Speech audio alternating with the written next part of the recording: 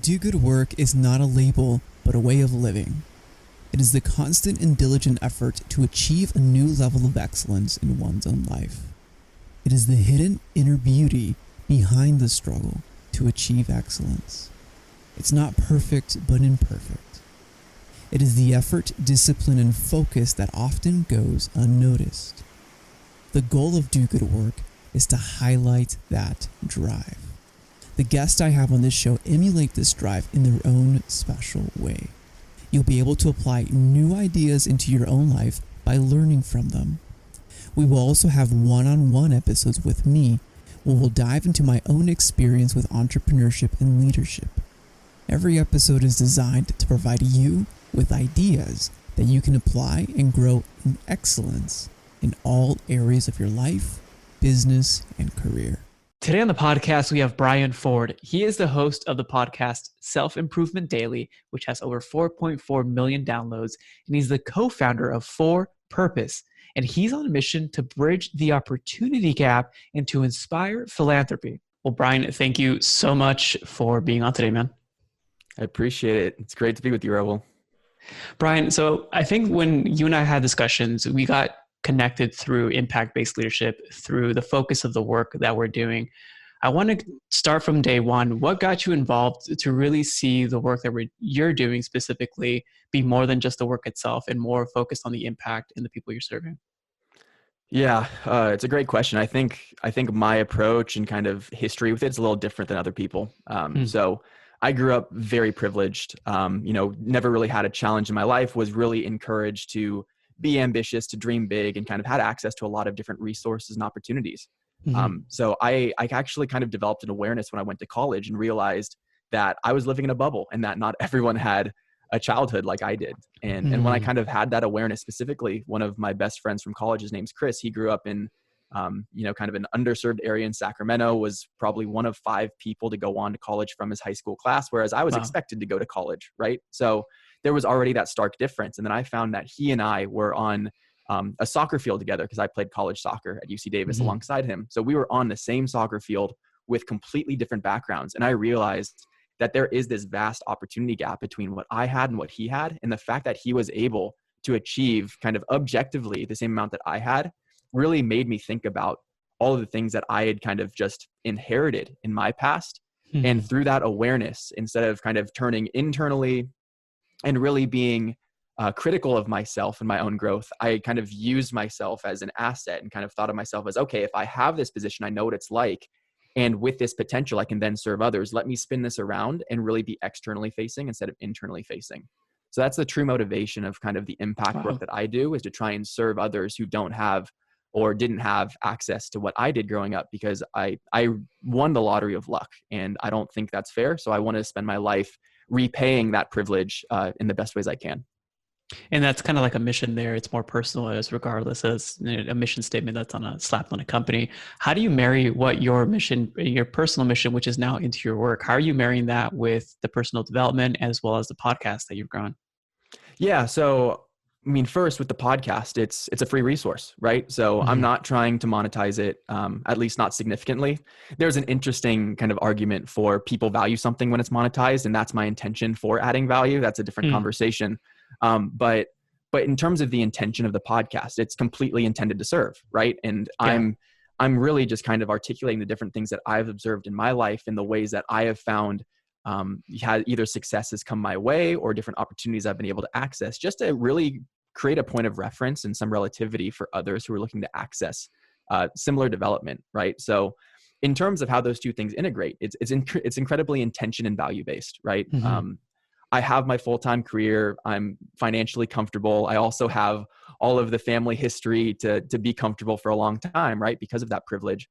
So I really kind of thought through, when it comes to Maslow's hierarchy of needs, where am I in all of that? And the bottom tiers are definitely filled, and it's kind of coming toward the top of, belonging and community as well as actualization. And I feel like when it comes to actualization, it's impact and like really having the ability to serve others in kind of the way that I operate. So that's how I marry the two is, I see what I do as service.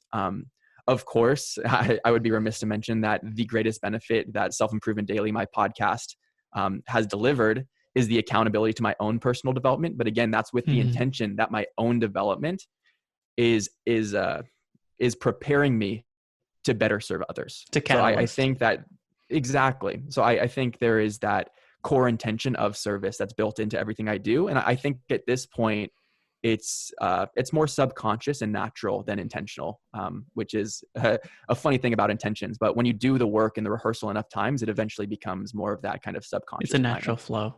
Yeah.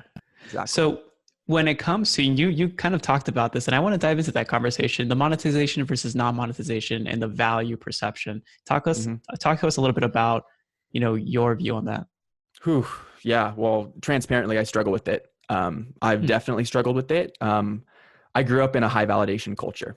So I've always really been, really aware of the different ways that people have filled up my cup, right? And almost working for the expectations of others or to meet the standards of others, which is dangerous, right? Because that's not in alignment with you if you're trying to live to society's norms. So what I realized is when I was kind of in my role of service and, creating free programs and trying to be just altruistic and over the top, like, here's a free resource, let me serve.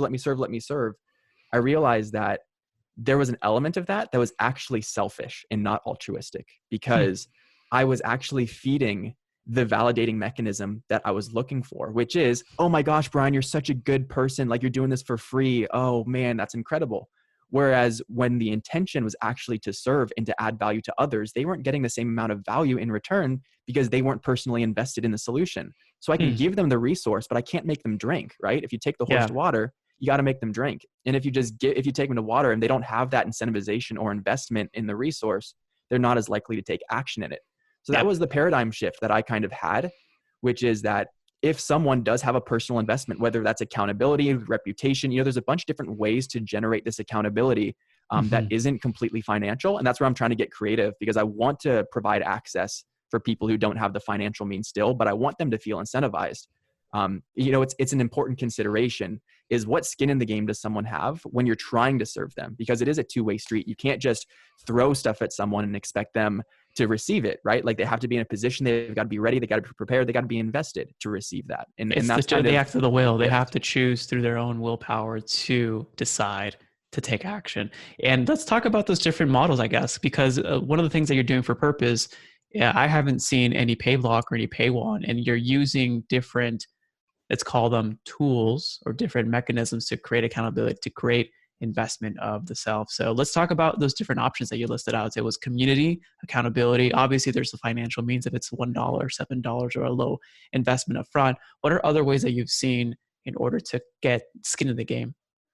Yeah, this is the golden question for me right now. I was actually thinking a lot about this morning. So I think my philosophy on it right now is it's got to relate back to baseline human needs.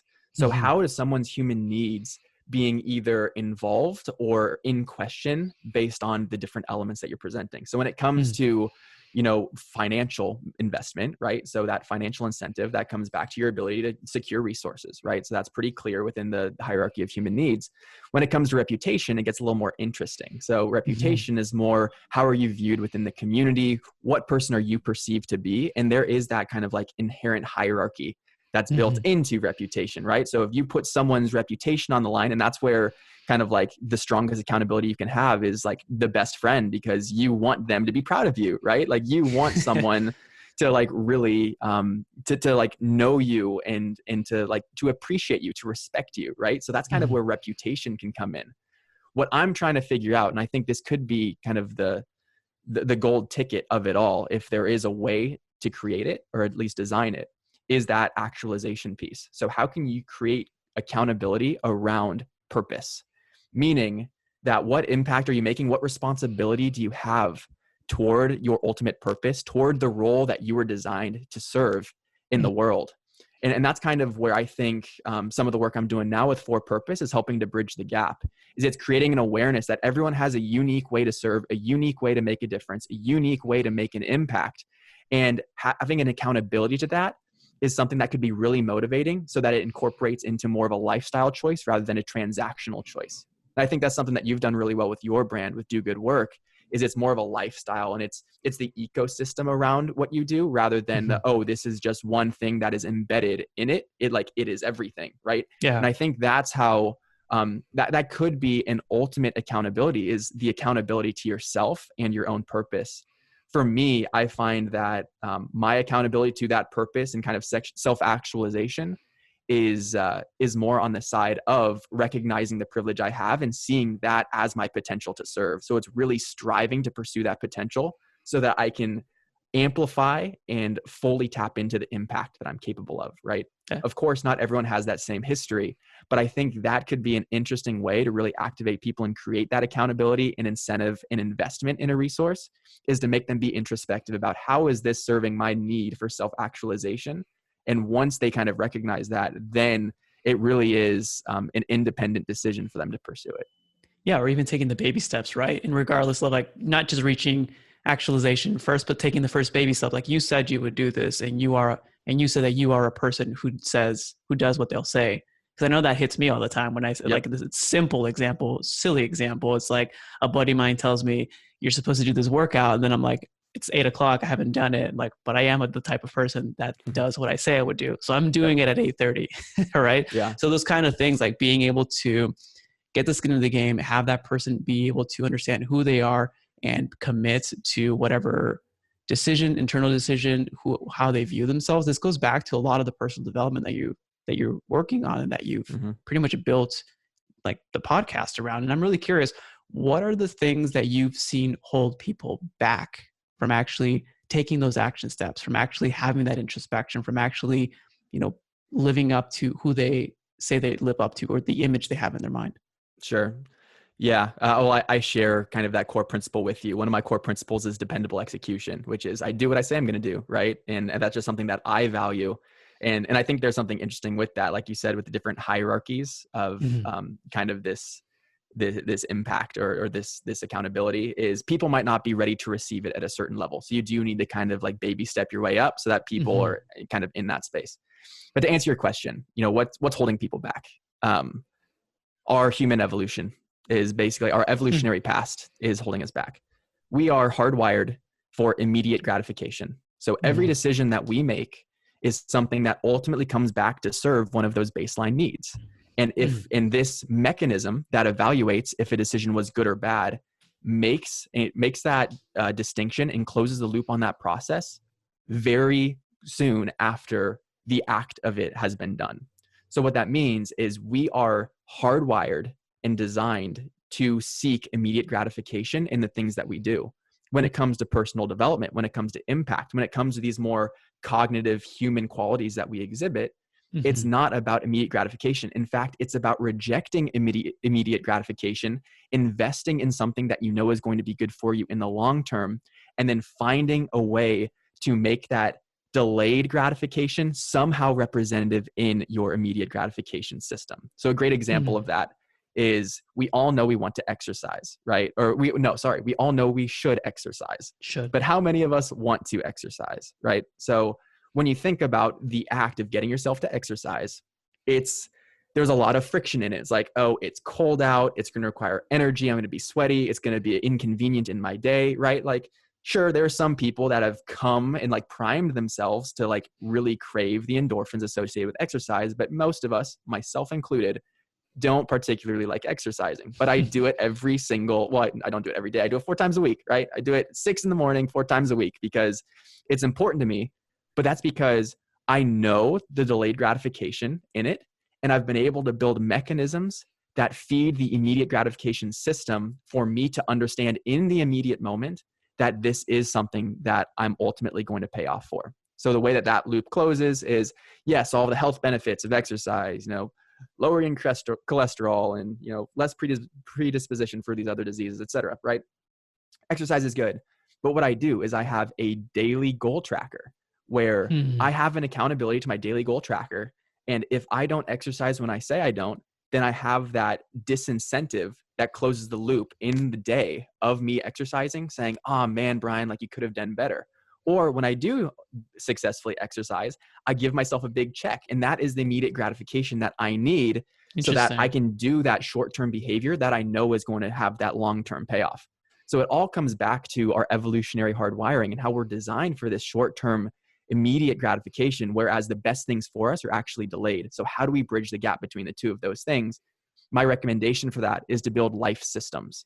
So life systems, basically, if you think of a system is a function. So you have an input, the function does something to that input, and it creates an output.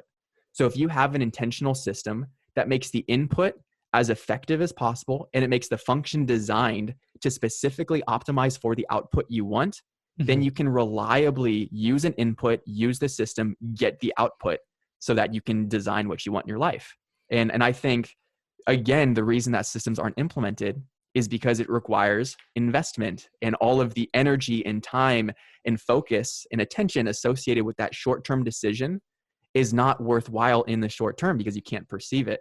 But when you do dedicate the time to it, then you consistently and reliably get the result at the end that you wanted. But now you do it almost unconsciously. You do it just as a way of doing it because it's been designed into your life, rather than a decision that is difficult and has all of those barriers over and over and over again. So that's kind of the longer answer to the question you asked, but it really does come back to our evolutionary history and how we can bridge this gap between the short term and the long term when it comes to our evaluation of our behavior. And I think that's really smart, because I know even for clients that I work on one-on-one, it's like, okay, these are the habits. These are essential daily, weekly habits. Have we done them? No. Okay, why not? I don't know. Like, okay, well, then we got some work to do. But I think what you're doing is making it, kind of boiling it down to make it simple as enough as keeping, like, do you use a special journal? I know that a lot of people praise like the bullet journals, like the daily journals or the Michael Hyatt journals. Like, is it just as simple as getting a piece of notepad and paper and then just putting in little stickies? This is what I'm going to do. Check it off every single day. Yeah, it's taking any form of action that is indicative of your performance. So it's some form of measurement, right? You can't improve what you do not measure, because how are you going to evaluate the difference between two states if there's no measurement?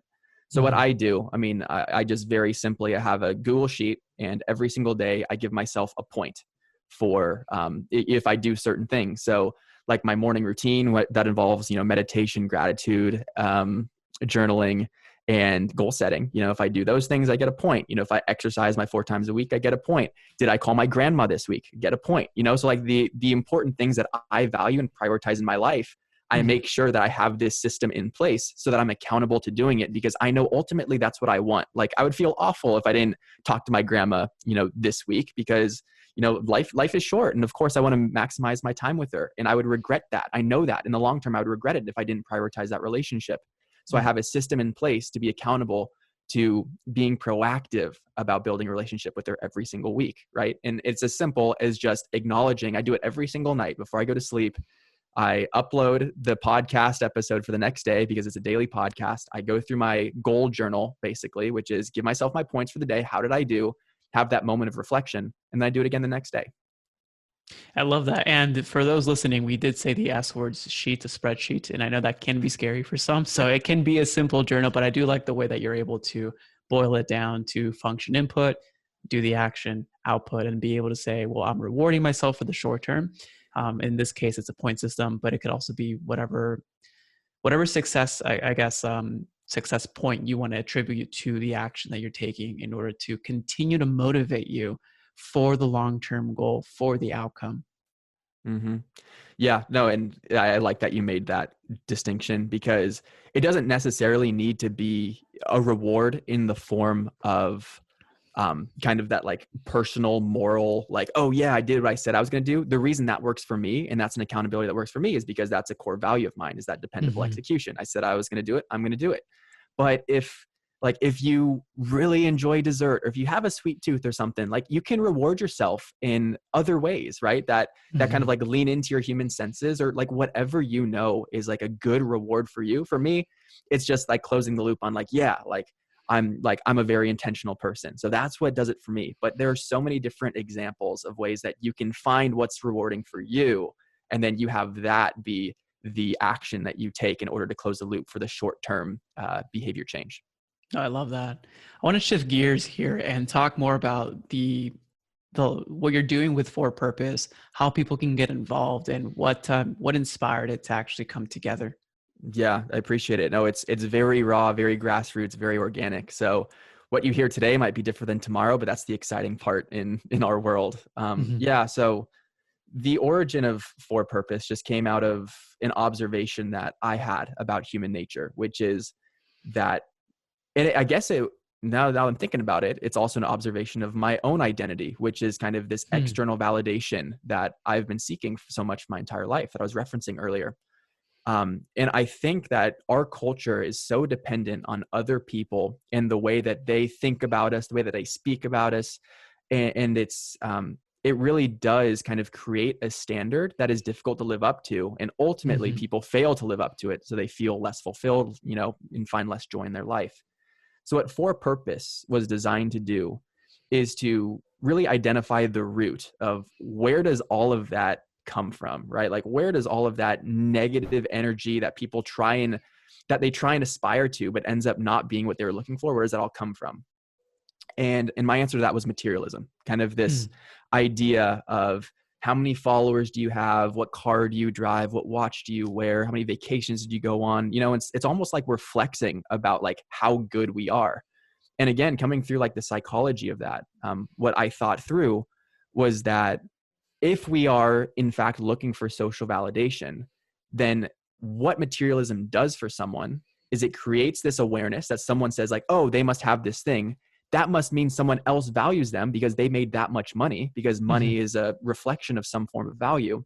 And if someone else values them, they must be valuable. So there's like this 3 tiers of like, why does materialism end up serving this baseline human need, which is belonging, right? Interesting.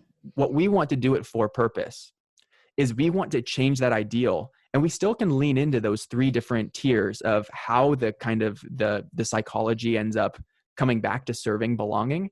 But instead of making materialism that icon, that thing that everyone is really aspiring toward, let's make it service. Let's make it impact. Let's make it purpose.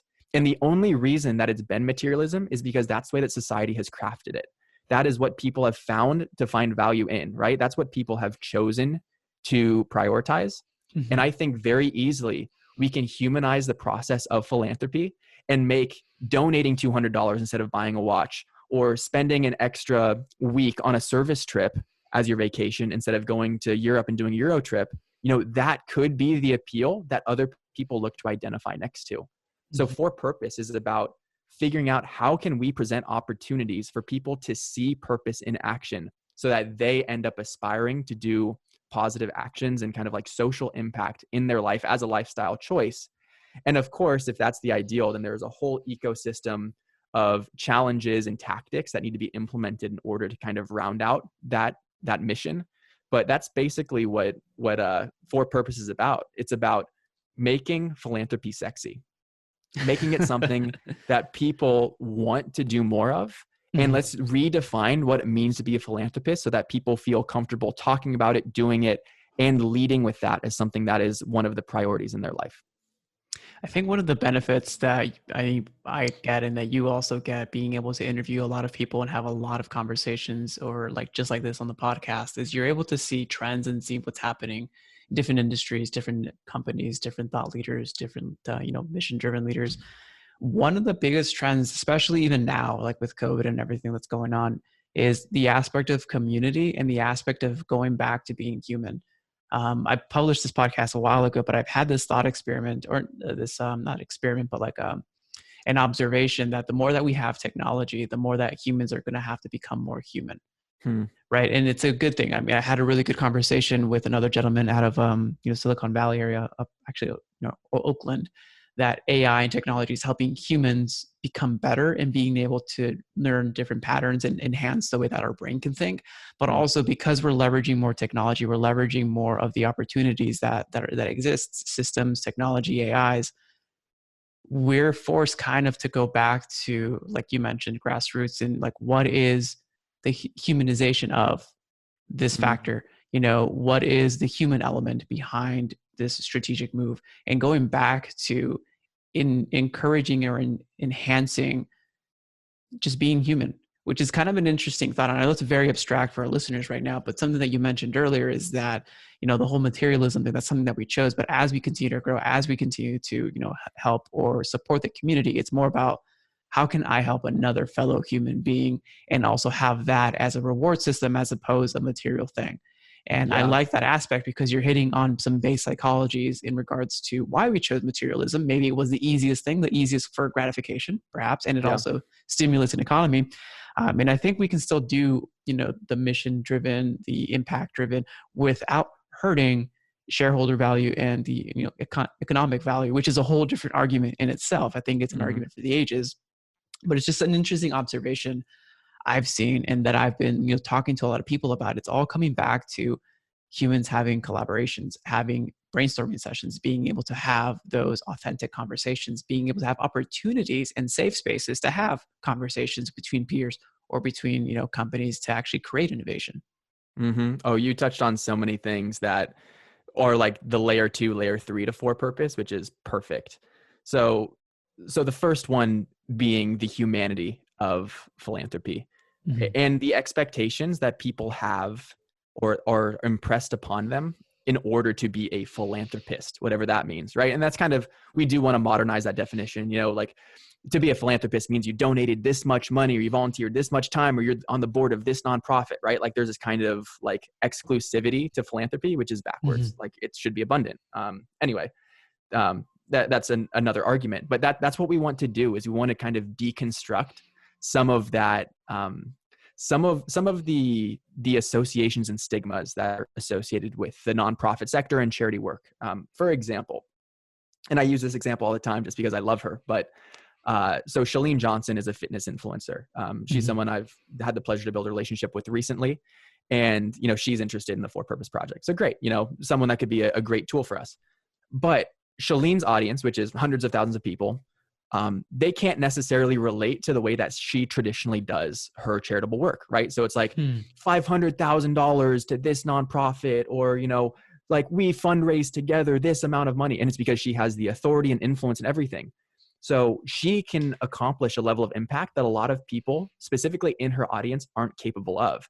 And it kind of creates this difficult barrier to comprehend. Yeah. For people who want to take action, are inspired by her, but they don't necessarily have the example that is relative to their own means. And that's what For Purpose is going to do. It is going to humanize Chalene Johnson.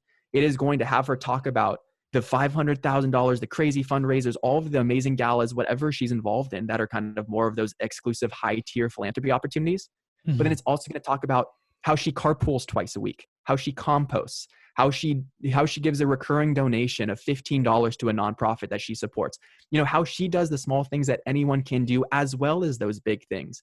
And that's what we want to do, is we want to create this full spectrum of examples that people can really tap into and find the point of relativity for themselves so that they can take their first step and begin taking action and then grow with that identity. But again, take that first step so that people know that there is something for them in the philanthropy realm. I'm using a lot of these examples that are specific to the language that we speak when it comes to charity, which is kind of volunteer hours as well as, money and financial resources. But there are so many different forms of it. We actually have 4 different pillars at For Purpose. It's your resources. So, right, like your financial resources is one of it. You also have goods that you can offer, but it's not just like donating to a nonprofit. There's a full spectrum of things that you can do. You can give someone $5 on the street. You can loan $10 to a friend because they need something, or $1,000 to a friend, right? Like there are all these different ways to make a difference that aren't traditionally viewed as part of like this philanthropy conversation. And I think it should be. And that's kind of what For Purpose is going to do, is encourage people just to be more compassionate in all these different pillars. So it's resources is one, time is another. So yes, you can go for a month and help build a school in Nicaragua. Fantastic. Or you can, volunteer at a local fun run, or you can help a neighbor move in because they're new to the apartment complex. Like these are all ways to make a difference. So let's talk about the full spectrum of these things, even in the traditional lens. Then the non-traditional lens is, how are people living for purpose, right? So what conscious decisions are they making? How are they being sustainable? How are, what are they doing with their recycling habits? Those small things that seem insignificant compared to the larger worldview of, my carbon emissions are never going to be any kind of impact against the emissions put out by factories in China. It's like, sure, but you alongside 100,000 other people, that might count, right? So kind of like the strength in numbers when it comes to like the conscious decisions we make. And then the profession, like the work that we do and how that's impacting people. There is impact embedded in everything that we do if we choose to embed it, right? And that's another opportunity. So it's really kind of reconstructing what it means to make a difference. And I like that you mentioned that piece about humanity, because there are actually, as you're aware of, the three pieces to the conscious capitalism model, or at least what I'm more familiar with is kind of conscious leadership, which is people, profit, and planet. So instead of us having these crazy expectations or ideals about how we need to interact within these three pillars, now we have a more reasonable expectation about how we can make decisions within all three of these pillars, so that we're actually creating this comprehensive value system rather than this profit oriented or, in like very narrow minded value system. And that's what For Purpose is looking to do, is to redefine that, basically to restate that conversation so that people find philanthropy, charity work, and impact more approachable, more possible, and more accessible. Yeah, and going back to what you mentioned in the work that you do, like when I wrote the book, Productive Profits, profit is in it, but because profit can create impact and you need one to do the other. And not necessarily for everything, like we just mentioned, you don't need profits to create all the kind of impact, but if you're a business owner, like your business runs on profits. Like it has to continue to do that if you want to continue to grow and impact the people with the work that you're doing and the inspiration, as well as having opportunities to bridge those gaps. So I really find that valuable with what you're doing with For Purpose. For our listeners, Brian, what's the best way to reach out to you to thank you for this episode and learn more about what you're up to? Sure. Yeah. So, send me an email. I am very accessible myself. I love hearing from people. So the email that's kind of the most protected, so I'm most likely to get to it, is brian@greatnesscollective.com. And then if you just want to check out the work I'm doing with the podcast, then go ahead you can visit selfimprovementdailytips.com, which is the face of the podcast. Of course, you can subscribe on Apple, Spotify, anywhere. And then the Instagram for that is @self.improvement.daily. It's always going to be me. Anything that is responded, any replies, any posts, anything is me. So I'd love to chat with anybody who resonates with some of the stuff I said. I love that. And we'll have all those links in the show notes as well. Brian, thank you so much for being on, man. Thank you so much, Raul. It was a pleasure.